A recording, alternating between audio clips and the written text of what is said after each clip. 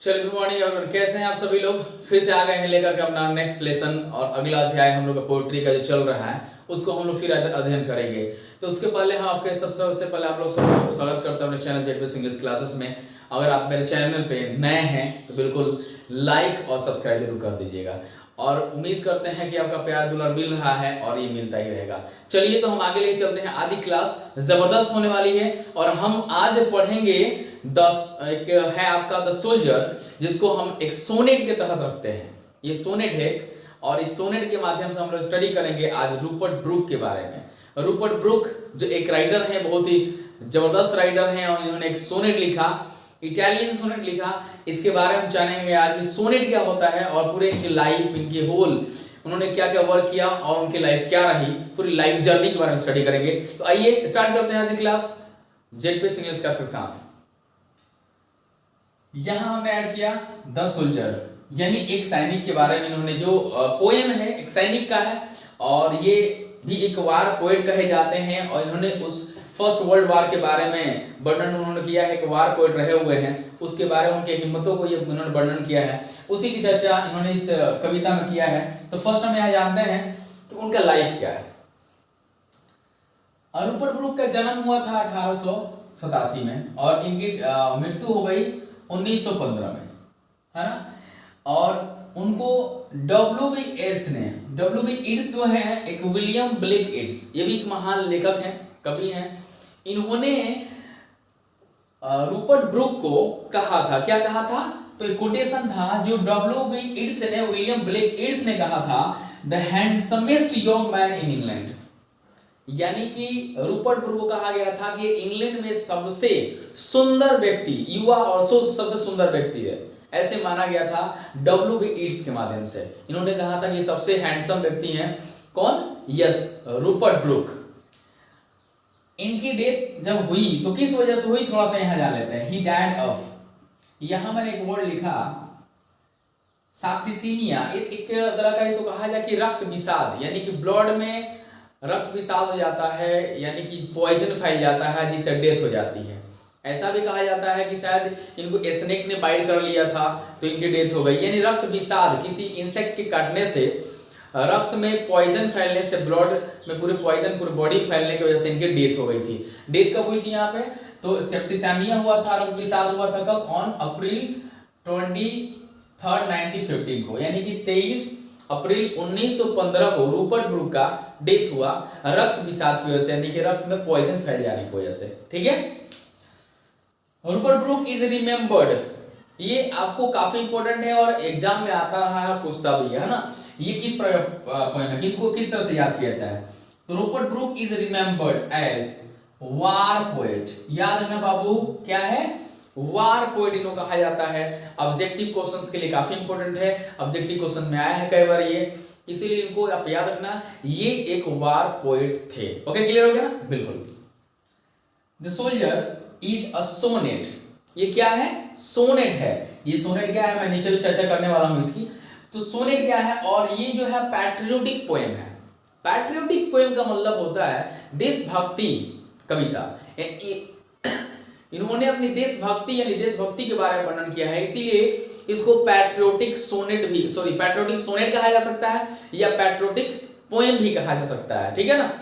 तो एग्जाम में भी आया हुआ है कि जो सोल्जर है वो किस प्रकार की कविता है, तो एक तो सोनेट है लेकिन साथ साथ ये पैट्रियोटिक पोएम है, देशभक्ति सोनेट कह ले, देशभक्ति कविता कह ली इसको। ठीक है,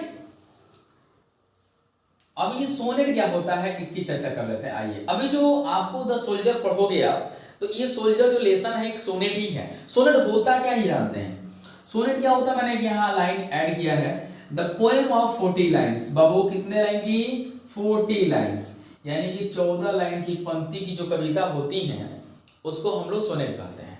यानी कि उस कविता को हम लोग सोनेट कहेंगे जिसकी पंक्ति, जिसके लाइंस कितने होंगे, एकदम बिल्कुल 40 लाइंस हो सकते हैं। 40 लाइंस यानी 14 लाइन की पंक्ति होगी, उसको हम सोनेट कहेंगे। अगर आप 12th क्लास में हो, स्टडी कर रहे हो, तो सोल्जर के चैप्टर जाकर खोलना, उस लाइन को काउंटिंग करना, देखना वो होंगे कितने, 14 होंगे। अब लिखने के तरीके थोड़ा डिफरेंट हो जाता है, लिखने का तरीका क्या होता है ये जान लेते हैं। और 21 प्रकार सोनेट है, तो there are 2 type of sonnet, ऐसे कह सकते हो आप, जैसे पेट्रार्कल सोनेट कह लो या शेक्सपियरियन सोनेट कह लो। विलियम शेक्सपियर का नाम अपने सब लोगों ने सुना होगा। विलियम शेक्सपियर ने बहुत सारे सोनेट लिखा। और जो अभी सोल्जर जो पढ़ोगे ये एग्जाम में आता है, कौन सा सोनेट है, तो याद रखना बाबू पेट्रार्कल सोनेट है। कौन सा सोनेट है, पेट्रार्कल सोनेट। इसको इटालियन सोनेट भी कहा जाता है, इसको इटालियन सोनेट भी कह सकते हो आप। ये इटालियन सोनेट भी है, इसको इटालियन भी कह सकते हो, इटालियन सोनेट भी कह सकते हो आप, या पेट्रार्कल सोनेट कह सकते हो, ठीक है ना। अब पेट्रार्कल सोनेट का जो लिखने का जो शैली है, तरीका, वो कैसा है ये जान लेते हैं। आप सोल्जर बुक जब निकालोगे, देखोगे उस चैप्टर में, तो आपको मिलेगा 8 लाइंस पहले होगा, जिसको हम लोग कहते हैं ऑक्टेव। बहुत इंपॉर्टेंट होने वाला, बहुत काफी इंपॉर्टेंट है, एग्जाम में अक्सर आया होगा, याद रखना। ये 8 लाइन की जो पंक्ति होती है उसको कहते हैं ऑक्टेव। क्या कहते हैं, ऑक्टेव, यस राइट। तो 8 लाइंस ऑक्टेव, और उसके नीचे ठीक होगा ना 6 लाइंस का होगा, उसको कहते हैं सेस्टेट। उसको क्या कहते हैं, सेस्टेट, बिल्कुल। ये 8 लाइंस ऑक्टेव, 6 लाइन सेस्टेट। और इस तरीके से जो शैली में लिखा गया होगा, इस तरह जो लिखा गया होगा ना, इसको कहते हैं हम लोग पेट्रार्कल सोनेट। इसको क्या कहते हैं हम लोग, पेट्रार्कल सोनेट। मेरे पास बुक है, मैं आपको दिखा रहा हूं, देखिए आप इसको देख सकते हैं। ये जो है ना, ये आपको लिखा हुआ है यहाँ पे, द सोल्जर है लेसन आपका, है ना, द सोल्जर देख सकते हैं यहाँ पे। द सोल्जर जो है ये आपको लेसन है, यहाँ पे आपको 7 लाइन है, यहाँ पे मिलाकर 8 लाइन हो जाता है। और नीचे आपको कितना है, ये 6 लाइन है, यानी ये 8 और 6 आपको लिखा हुआ है। तो 8 लाइन जो होगा इसको कहते हैं हम लोग ऑक्टेव, और पीछे वाला जो हिस्सा है आपको 6 लाइन का, इसको कहते हैं हम लोग सेस्टेट। ठीक है, क्लियर हो गया। आपके पास बुक होगा, बिल्कुल आप साफ, अगर नहीं दिख रहा हो तो देख लेगा घर पे आप, बुक जो होगा आपका। तो 8 लाइन ऑक्टेव हो गया, 6 लाइन सेस्टेट हो गया। ये है पेट्रार्कल सोनेट या इटालियन सोनेट, क्लियर है ना। दूसरी बात, शेक्सपियरियन सोनेट क्या होता है। शेक्सपियर का अगर सोनेट पढ़ोगे, अगर 11th क्लास में आप लोगों ने इंग्लिश पढ़ा होगा, उसमें एक चैप्टर आता है the marriage of true mind, the marriage of true mind. Yes, ये विलियम शेक्सपियर का 116 यानी 116 नंबर सोनेट है, 116वां नंबर सोनेट है, जो 11th क्लास में आपको पढ़ना होता है। तो उसमें जो लिखने के तरीके होते हैं वो होते हैं ऐसे, वो लिखते हैं 4 लाइंस, और उसके बाद से 4 लाइंस का कहते हैं हम लोग क्वाड्रेंट्स। सॉरी, यहाँ पे आप ए डाल देना, QUA, क्वाड्रेंट्स, है ना, यानी चौपाई 4 लाइन भी कह सकते हैं आप। तो 4 लाइन वो लिखते हैं क्वाड्रेंट्स। ये 4 लाइन कितने बार होता है, तो ये आप इसको कर लो मल्टीप्लाई ऐसे, यानी 12, यानी 4 लाइन की जो पंक्ति होगी ना वो 3 बार होगी, 4 क्वाड्रेंट्स, फिर होगा, यानी 3 टाइम्स दिया जाता है। तो 4 4 8 4 12 हो जाता है। तो 12 लाइन हो गया, ये आपको क्वाड्रेंट्स के रूप में लिख देते हैं। और नीचे लास्ट लाइन जो होता है ना, 2 लाइन्स लिखते हैं, जिसको हम लोग कॉपलेट कहते हैं। क्या कहते हैं, कॉपलेट कहते हैं। तो 4 लाइंस क्वाड्रेंट्स और 2 lines couplet, 8 lines octave, 6 line sestet. Clear हो गया। अच्छा, ये जो 8 और 6 होगा इसको क्या कहेंगे, क्या कहेंगे वो, यस, पेट्रार्कल सोनेट कहेंगे या इटालियन सोनेट कहेंगे, ठीक है। अच्छा, जो 4 लाइंस वाला होगा क्वाड्रेंट्स में, और 2 लाइंस लास्ट में कॉपलेट होता है, उसको क्या कहते हैं, बिल्कुल सही आपने याद किया, शेक्सपियरियन सोनेट। इसको इंग्लिश सोनेट भी कहा जाता है या शेक्सपियरियन सोनेट भी कहा जाता है। एक और चीज आती है कि सोनेट जब स्टडी करोगे आप, तो जो 8 लाइन होगा या 6 लाइन होगा, जो 8 लाइन ऊपर जो पंक्ति होती है वो एक तरह से क्वेश्चन करने का काम करता है, यानी प्रश्न जो कवि होते हैं जो लिखते हैं 8 लाइन क्वेश्चन करते हैं, और 6 लाइन जो नीचे वाला हिस्सा होता है उसमें उसका आंसर, उसका जवाब दिया जाता है।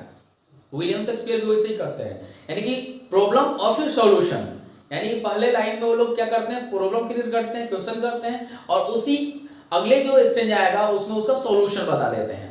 ये कविता का मतलब एक प्रोसेस है जो सोनेट मिलता है आपको। क्वाड्रेंट्स, ये जो आपको शेक्सपियरियन सोनेट है इसमें वही बात है, 4 लाइंस की जो क्वाड्रेंट्स होते हैं उसमें उन्होंने प्रॉब्लम्स क्रिएट करते हैं, और लास्ट लाइन जो 2 लाइन मिलता है कॉपलेट में, उसमें उस सभी का उस सॉल्यूशन निकाल के दिखाते हैं। ये सोनेट का जो तरीका होता है। एक और चीज बता दें, सोनेट ना राइम स्कीम पर डिपेंड करता है। ये राइम स्कीम क्या होता है ये जान लेते हैं। ये विलियम शेक्सपियर जो लिखते थे वो किस तरह से लिखते थे, ये लिखने का तरीका था, राइम स्कीम इनका था, इनका राइम स्कीम जो था ये था, ऐसे ये लिखते थे आपको ABBA CD EF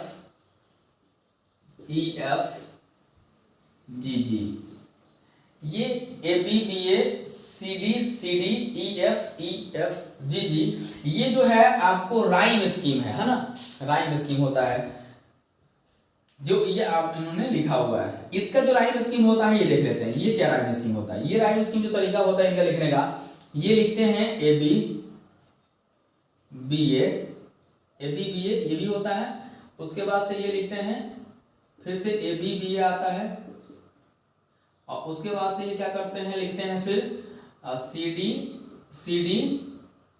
नहीं होता, सी डी ई डी होता है, सी डी ई डी, और उसके बाद से इनका होता है सी और ई। ये राइम स्कीम है। ये जब तक कविता में नहीं जाओगे आपको नहीं समझ में आने वाला है। यानी कि ए बी बी ए हो गया, ए बी हो गया, ए बी बी ए हो गया, एक मिनट, और आपको ए बी बी ए ही होता है, ए बी दोनों लाइन सेम होते हैं पेट्राकल सोनेट में, और उसके बाद सी डी ई डी और सी ई, ये होता है आपका राइम स्कीम। ये राइम स्कीम होता है जो लिखा जाता है कविता, उस कविता जो पढ़ोगे तो समझ में आएगा। ये राइम स्कीम है इनके। ओवरऑल आपको हमने सोनेट के पूरा विस्तार बता दिया, सोनेट होता क्या है। और अभी जो सोल्जर पढ़ाने वाला है ये भी एक सोनेट ही है, पेट्राकल सोनेट है, या इसको पैट्रियोटिक सोनेट कह सकते हैं, आप देशभक्ति के बेस पे है। उम्मीद करते हैं कि आपको अच्छा लगा होगा ये वीडियो, और आप इसको स्क्रीनशॉट ले लीजिए। जो बच्चे पढ़ रहे हैं करनी ऑन, इसको आप बनाते चलिए, अपने पास लिखते चलिए, और काफी इंपॉर्टेंट होने वाला है। तो आज के लिए इतनी ही रहते हैं, फिर अगले वीडियो लेके आते हैं अगले दिन। तो चलिए मिलते हैं नेक्स्ट टाइम, बाय।